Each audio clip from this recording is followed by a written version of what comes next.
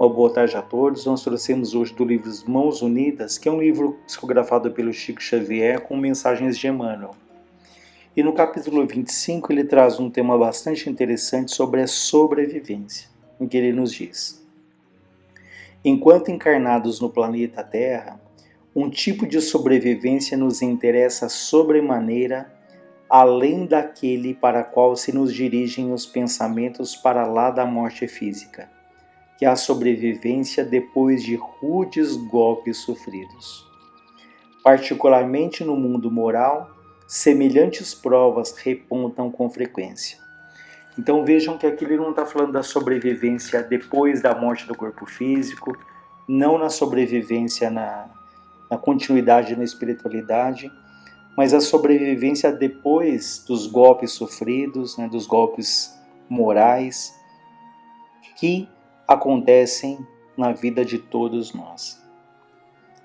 E ele vai dar alguns exemplos dessas provas, como ele coloca aqui, que todos nós somos, ora ou outra, visitados por essas provas. É o prejuízo inesperado, é a confiança escarnecida, desprezada, é a perseguição com que não se contava, é a incompreensão de pessoas queridas. Então, quantas vezes nos acontecem fatos na vida que fogem totalmente daquilo que nós sonhamos, daquilo que nós planejamos, como um prejuízo inesperado, seja lá material ou não, algo que sai ali do nosso controle, a confiança ali desprezada quando confiamos em alguém e vemos essa confiança ali, ela rompida, a perseguição com que não se contava, situações ali que hoje está tudo bem e amanhã nós somos envolvidos em situações em que podemos ser perseguidos, a incompreensão de pessoas queridas, que são justamente as situações que mais exigem ali o nosso perdão, porque quando alguém nos machuca, alguém que nós não temos tanto convívio, não é tão ligado a nós, aquilo nos incomoda, mas com o tempo aquilo nós vamos esquecendo aquele fato. Agora, quando se trata de alguém que nós amamos, que nós confiamos, então aí a dor é maior, é justamente aí também que há de ser maior o nosso esforço em perdoar, porque talvez sejam pessoas que são tão queridas a nós, que nos ajudaram incontáveis vezes, e pode ser que ali um fato, uma decepção, uma ruptura, provoque ali uma separação, provoque ali uma ferida, em que nós temos que nos esforçar para que esse perdão ali, essa compreensão aconteça. Então são situações que ele coloca como provas, que nos convidam, que nos levam ali a buscar a sobrevivência, esperando que a prece, que a compreensão ou que o tempo nos ajude a superar essas situações.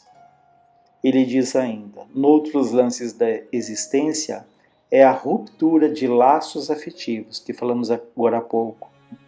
Pessoas que podemos ali ter uma ligação muito intensa, muita afinidade, mas pode ser que aconteçam situações em que esses laços eles sejam rompidos. É a transformação violenta que os desastres impõem, um obstáculo imprevisto, os pensamentos da solidão, aquelas situações em que nós nos sentimos sozinhos, podemos nos sentir ali incompreendidos, desamparados, não nos sentimos ali a indiferença de outras pessoas, mas pode ser que seja ali muito mais uma situação nossa, um sentimento nosso, uma dificuldade nossa do que propriamente algo que de fato está acontecendo. Em todos esses episódios amargos, lembrando trechos incendiados de caminho, a criatura é habitualmente induzida a processos de angústia dos quais se retira, quase sempre em perigoso desgaste. Vejam que imagem interessante que ele nos traz, que é como se fosse uma estrada, um caminho, em que há ali trechos incendiados nesse caminho. Isso nos faz lembrar um relato que certa vez um espírito nos trouxe, que nós podemos andar ali pela estrada somente olhando para baixo, somente percebendo as pedras, né? E nós não percebemos o que está ao nosso redor, as árvores, a vegetação, o canto dos pássaros. Não olhamos para cima para percebermos, seja o sol durante o dia, seja as estrelas durante a noite, mas estamos de tal maneira andando com a cabeça baixa, mergulhando ali na nossa dor. Às vezes os espinhos, eles nos ferem, e ao invés de tirar aquele espinho e prosseguir a caminhada, nós ficamos ali olhando aquele espinho, talvez até cultuando, como se a dor daquele espinho nos fizesse ali criaturas melhores na medida em que sofremos muito. Ou seja, ao invés de caminharmos e olharmos para frente, nós podemos ficar presos contando esses espinhos, né? Contando as dores, apontando aqueles que nos feriram. E na medida em que, como ele traz aqui essa imagem de trechos incendiados do caminho, se nós também nos fixamos numa estrada, numa eventual incêndio que tenha no obstáculo, talvez até a gente transponha esse incêndio, mas nós podemos ficar olhando para trás, relembrando indefinidamente aquilo que já aconteceu, né? Ao invés de pensarmos, aquilo foi doloroso, foi, mas aquilo trouxe aprendizados e eu vou seguir ali o meu caminho, eu vou buscar ali a paz e o equilíbrio que todos nós buscamos. Então é importante não nos apegarmos em demasia àquilo que já aconteceu, da mesma maneira que nós não podemos ter um medo excessivo daquilo que vai nos acontecer, né? Porque senão nós não vivemos ali o dia de hoje, não vivemos o presente. E se a gente transpõe isso mesmo para as existências, qual é a existência mais importante de todas? É a de agora, é essa atual. Porque as que passaram, elas já foram, nós não podemos retomá-las. As que virão, elas estão no futuro. Até porque as que virão, elas estão diretamente ligadas àquilo que nós fizemos nessa existência. Portanto, a existência mais importante das nossas encarnações é essa agora, esse dia atual. É nessa vida que nós podemos agir, né, que nós podemos construir para que as futuras existências elas sejam mais felizes, mais serenas, né? E na medida em que nós construímos no presente, nós vamos deixando para trás gradativamente, né, as nódoas ali, as culpas, os remorsos, os erros, substituindo pelo bem. Por isso, então, é importante quando ele fala que esses episódios difíceis da vida lembram trechos incendiados de caminho. Urge reconhecer, né, é necessário reconhecer que a serenidade nos deve partilhar a viagem terrena, a fim de que a aflição não se nos faça exaustor de energia. Então ele relata aqui a importância da serenidade, que a serenidade ela está diretamente ligada à fé, à confiança. Não é aquele que é omisso, não é aquele que abandona o esforço próprio, mas é aquele que caminha, que luta. No entanto, ele tem essa confiança na vida, essa confiança em Deus, essa confiança em mesmo, que sempre o melhor há de acontecer. Então essa serenidade é aquela paz que nós podemos sentir independente daquilo que acontece fora, né? Independente das lutas que nos surgem, dos obstáculos, mas se nós temos essa serenidade, essa fé, essa confiança, a jornada ela fica menos áspera, fica menos doída, né? Porque nós podemos ali cultivar essa fé, essa confiança na certeza de que Deus tudo sabe, Deus tudo vê, e assim Ele acompanha nossos passos com todo cuidado, com todo carinho, com toda a atenção, nos amparando ali nos momentos mais difíceis. Ele diz ainda: abstenhamo-nos da tensão emocional como quem se previne contra a incursão de moléstia grave. Os agentes imunológicos nesse sentido são sempre o amor que desterra o ódio, é a paciência que exclui a irritação, é a humildade que afasta a inveja e a prestação de serviço que anula a desconfiança. Então ele nos recomenda: ame, tenha paciência, cultive a humildade, né? E ele, como sempre, nos aconselha: trabalhe, né? Trabalhe, preste ali o serviço a alguém, porque isso vai nos fortalecendo. Aprendamos a observar que o desequilíbrio é precursor provável de doença, que não raro termina com a desencarnação prematura. E procuremos certificar-nos de que nas lutas com que somos testados na Terra e fora da Terra na escola da experiência, é necessário saibamos não somente viver e aperfeiçoar, mas também a suportar e a sobreviver. Então ele nos reforça que o desequilíbrio é ali um precursor, né? Ele é um condutor que pode nos levar ali uma doença, e essa doença pode estabelecer um desencarne precoce, uma desencarnação prematura, como ele diz. Nós podemos imaginar, fazer uma analogia com um automóvel, que esse automóvel ele tem um tanque ali, por exemplo, que se cheio ele pode rodar 500 quilômetros. Mas se esse carro ele é danificado, né, se esse carro ele encontra com as peças ali com problemas, em desarmonia, ainda que esse tanque esteja cheio, esse carro ele não vai conseguir continuar ali o seu percurso. Da mesma maneira, nós quando voltamos aqui para a Terra, nós recebemos uma quantidade, né, de energia necessária para a nossa caminhada aqui na Terra. Cada um de nós tem uma sua programação, né, tem o seu mapa ali de lutas, de aprendizados, mas pelo desequilíbrio nós podemos provocar ali um desgaste excessivo das nossas células físicas, das nossas células espirituais e voltarmos antecipadamente para o plano espiritual, né, com as nossas tarefas tantas vezes incompletas. Então é muito importante que o equilíbrio na vida, em tudo, nosso equilíbrio físico, o nosso equilíbrio emocional, ele renova as nossas forças, ele renova as nossas energias psíquicas, mentais, espirituais, que são fundamentais ali para a nossa caminhada.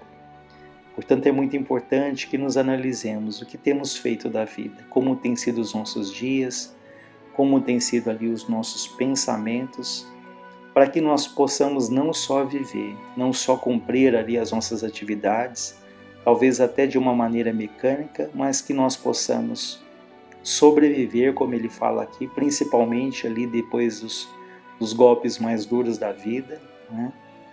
Que possamos suportar, sobreviver, e suportando e sobrevivendo, né?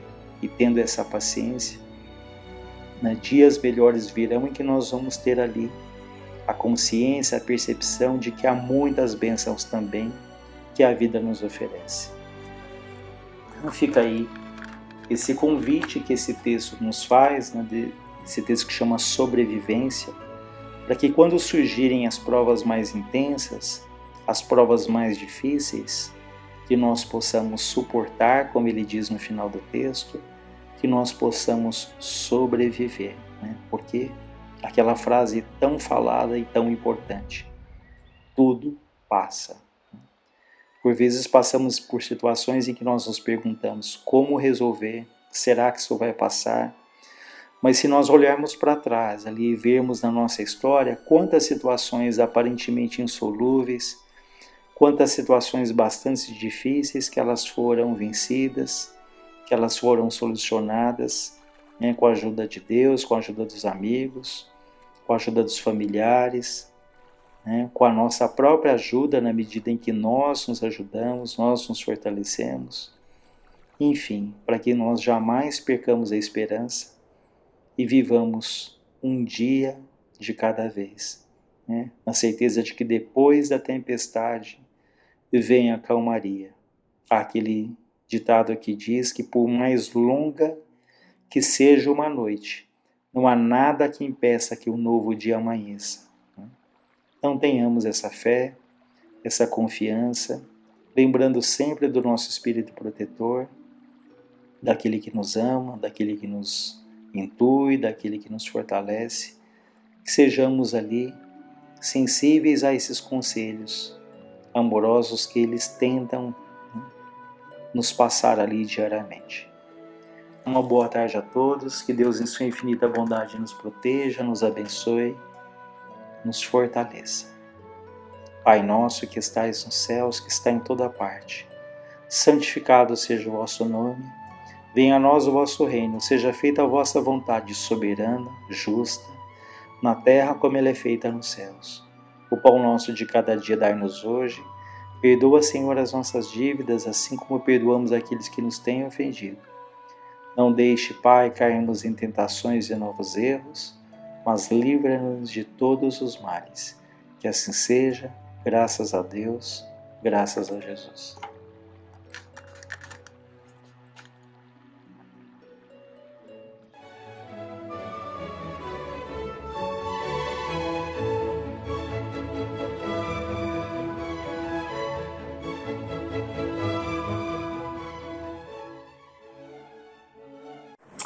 Boas noites.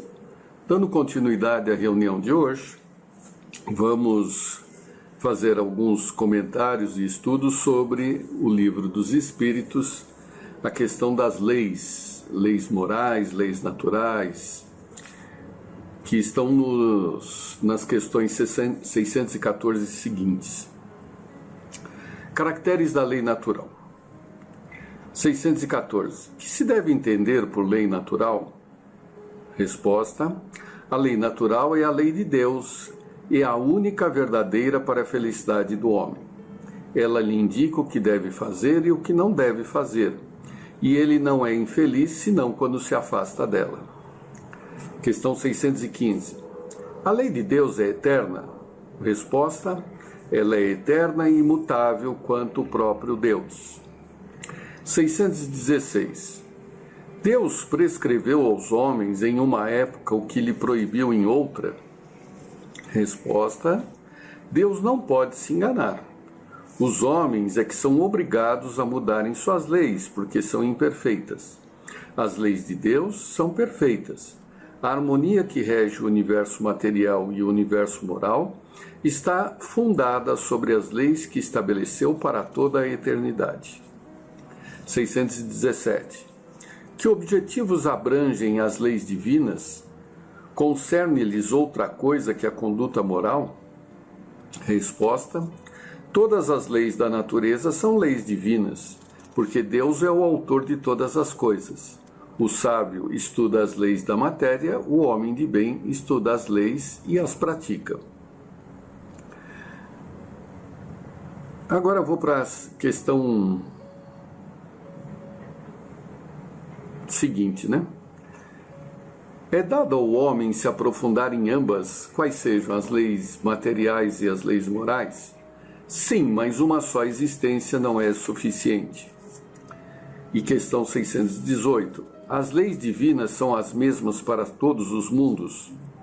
A razão que diz que elas devem ser apropriadas à natureza de cada mundo e proporcionais ao grau de adiantamento dos seres que os habitam. Então agora vamos parar um pouquinho, O que são leis, Leis.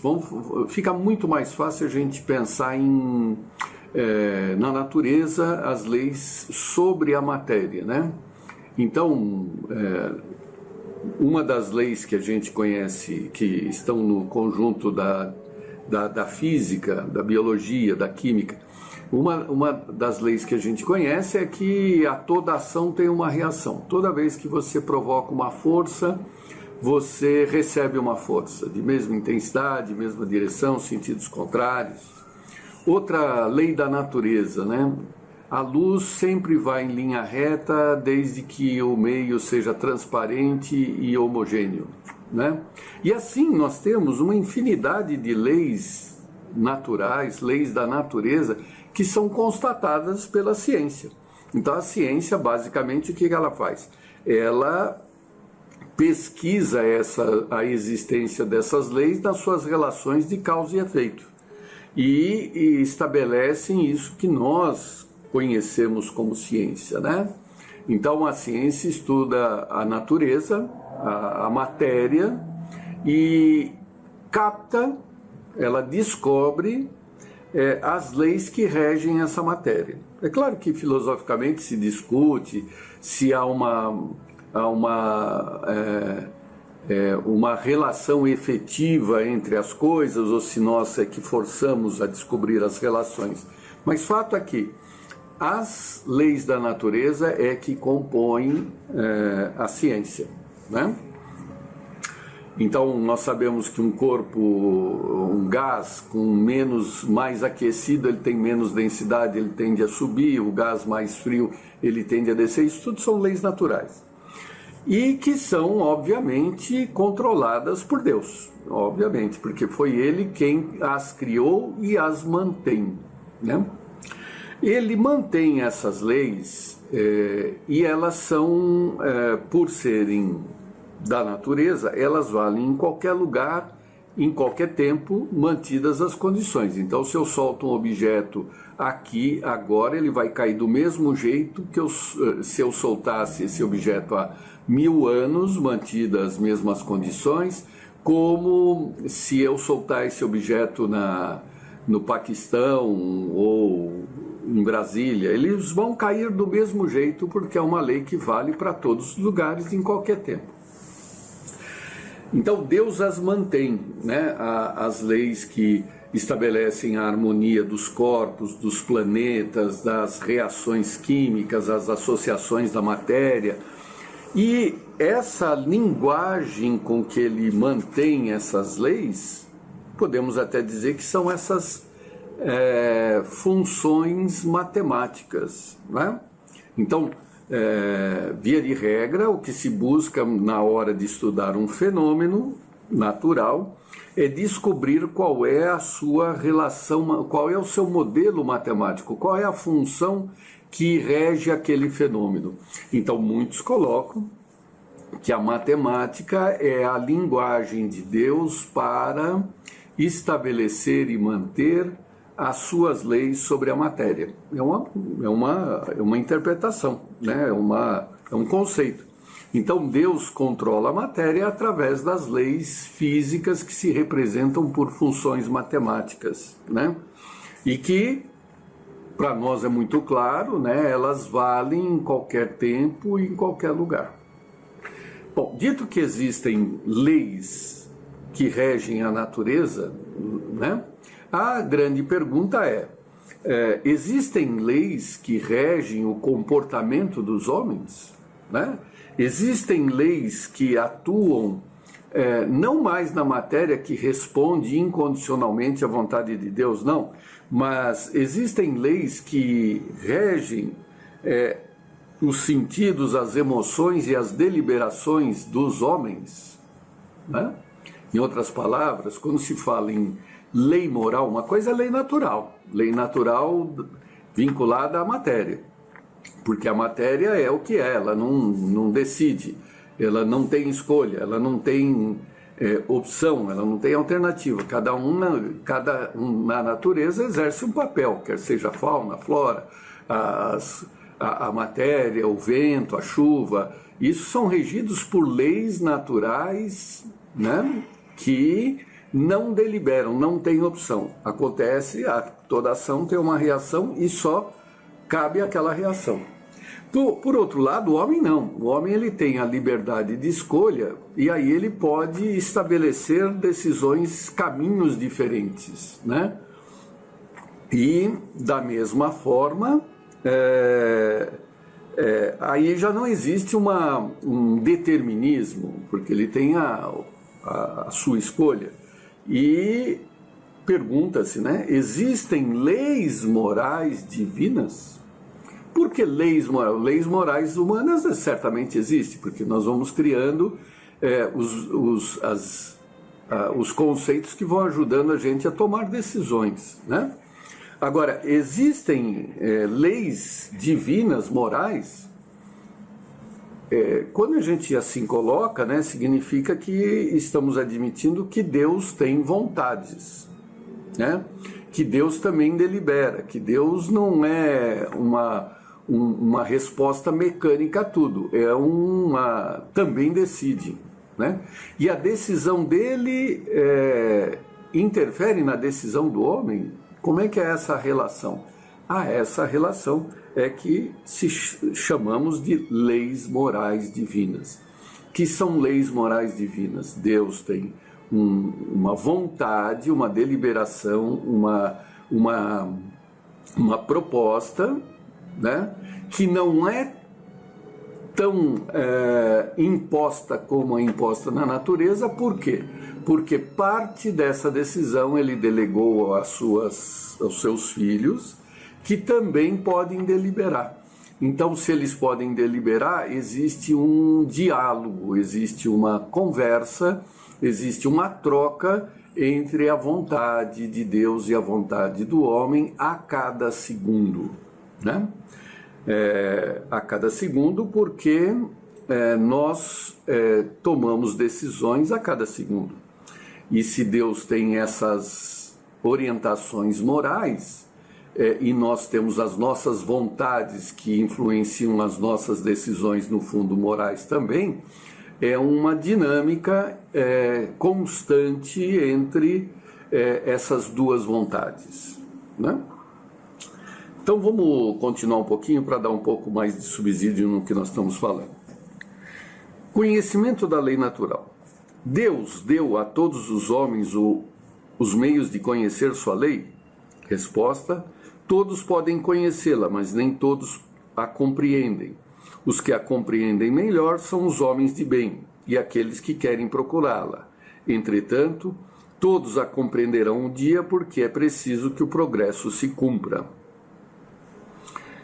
Aí, comentário de Kardec. A justiça das diversas encarnações do homem é uma consequência desse princípio, visto que a cada nova existência sua inteligência está mais desenvolvida e ele compreende melhor o que é o bem e o que é o mal. Se tudo devesse cumprir para ele numa só existência, qual seria a sorte de tantos milhões de seres que morrem cada dia no embrutecimento da selvageria ou nas trevas da ignorância, sem que tivessem dependido deles se esclarecerem? Pergunta 620. A alma, antes da sua união com o corpo, compreende melhor a lei de Deus do que após a sua encarnação? Resposta: ele a compreende segundo o grau de perfeição que alcançou e conserva intuitivamente a lembrança após a união com o corpo. Mas os maus instintos do homem fazem-na esquecer.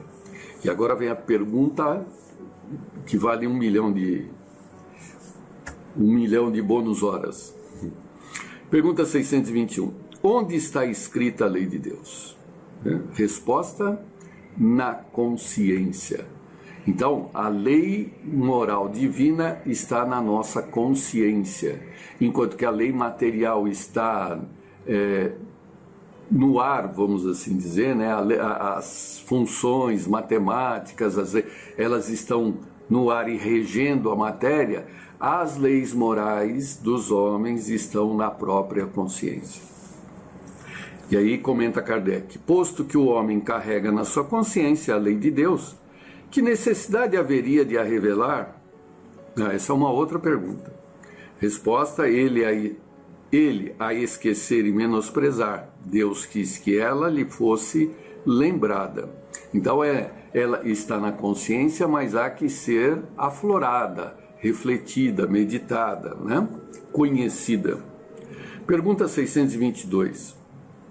Deus deu a certos homens a missão de revelar sua lei? Resposta: sim, certamente, em todos os tempos, homens receberam essa missão. São os espíritos superiores encarnados com o objetivo de fazer a humanidade avançar. Eu vou pular uma questão. Qual é o caráter do verdadeiro profeta? Resposta: o verdadeiro profeta é um homem de bem inspirado por Deus. Pode-se reconhecê-lo por suas palavras e por suas ações. Deus não pode se servir da boca do mentiroso para ensinar a verdade. Aí a pergunta 625. Qual é o tipo mais perfeito que Deus ofereceu ao homem para lhe servir de guia e de modelo? Então, né? Voltando, Deus controla a natureza sem precisar do homem. Né? Ele tem suas leis físicas, matemáticas, químicas, biológicas que regem toda a natureza. Agora, como é que ele vai passar essa lei moral para nós? Bom, já está na nossa consciência. Mas como é que eu vou aflorar isso? Através desses que nos estimulam a revelá-la, né? E a pergunta é, quem é esse guia e modelo? Resposta, vede Jesus, né? Então, quem é Jesus para nós? Jesus é aquele que trouxe expressamente as leis morais divinas, né? De uma forma mais ampla, de uma forma mais completa. E aí o comentário de Kardec. Jesus é para o homem o modelo da perfeição moral que a humanidade pode pretender sobre a terra. Deus nos oferece como o mais perfeito modelo, e a doutrina que ensinou é a mais pura expressão da sua lei, porque ele estava animado de espírito divino e foi o ser mais puro que apareceu sobre a terra. Se alguns daqueles que pretenderam instruir o homem na lei de Deus, algumas vezes a extraviaram por meio de falsos princípios, foi por se deixarem dominar eles mesmos por sentimentos muito terrestres e por terem confundido as leis que regem as condições da vida da alma com aquelas que regem a vida do corpo. Vários deram como leis divinas o que não eram senão leis humanas, criadas para servir às paixões e dominar os mundos, dominar os homens. Pois bem,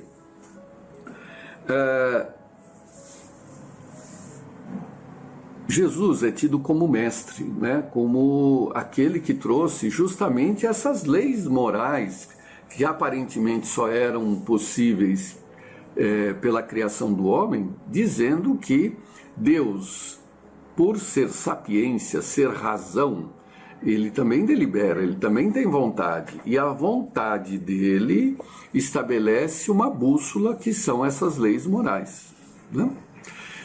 E como mestre, ele trouxe uma lição, né? Todo professor sabe que a primeira coisa para a gente estabelecer algum tipo de aula, né? Algum tipo de ensino, você tem que conhecer quem são os alunos, né?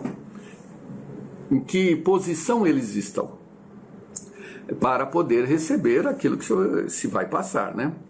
E Jesus é tido como mestre, ou seja, é o grande orientador, né? E encontramos na humanidade homens completamente ignorantes, até homens sábios, inteligentes, muito inteligentes. Nós temos na Terra pessoas que habitam certos lugares em alguns tempos, e hoje o homem plenamente instruído das coisas da matéria, né? Através da ciência e até da filosofia. E Jesus, como mestre, ele deu uma lição não só para aqueles homens naquele lugar e naquela época. Ele deu para toda a humanidade, em qualquer lugar e em qualquer tempo. E para cada um uma resposta. Então, se para as pessoas mais sofredoras ele trouxe as bem-aventuranças, né? Que atendeu e atende a necessidade da grande maioria da população da Terra, né? Por outro lado, ele também trouxe a resposta para os sábios, né? Para os inteligentes da razão, os estudiosos da razão, né? E hoje, né, há praticamente um século e meio, né, a humanidade ela vive sem Deus, né? De uma forma até explícita, né?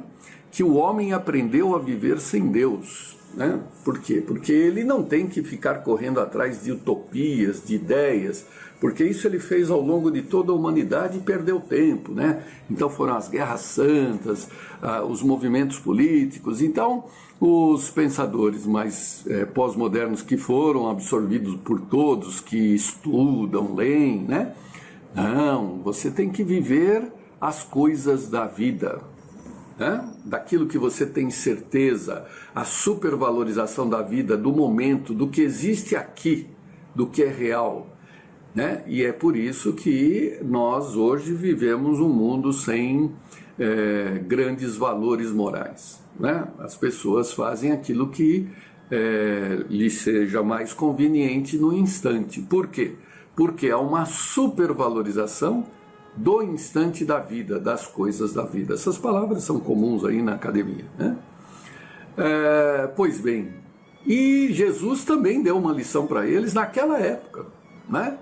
Por quê? Porque ele falou, olha, o mais importante não é a vida. Não é a vida, né? Todos acham que é a vida, mas não é a vida, não é o momento. Como que você sabe disso? Como que você prova isso? Dando a própria vida. Quando Jesus se deixou sacrificar, né, o que ele está dando de lição para os grandes sábios de hoje é exatamente isso, que a vida ela é importante, mas ela não é a mais importante. E como é que ele provou isso? Dando a própria vida como um grande mestre, o grande mestre que ensina a todos aquilo que precisa ser aprendido.